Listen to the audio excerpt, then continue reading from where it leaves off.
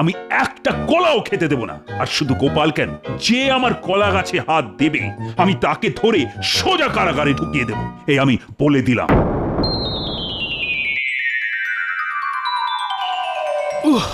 ওরে বাবা রে, পেটের ভেতরে 100 খানা ইঁদুর নিজেদের মধ্যে ধরাধরি খেলছে বলে মনে হচ্ছে। বাবারে বাবা।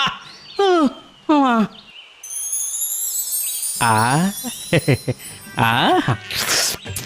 কি সুন্দর পাকা পাকা কলা। খালি পেটে গাছে এরকম হলুদ পাকা পাকা কলা ঝুলে থাকতে দেখে আর লোভ সামলানো যায় নাকি? না না না, এ কিছুতেই হয় না। আগে খাবো, তারপর রাজসভায় ঢুকবো।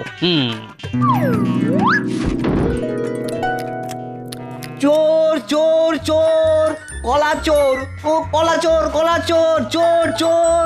কি? আমার গাছের কলা চুরি? দাঁড়াও দাঁড়াও, দেখাচ্ছি মজা।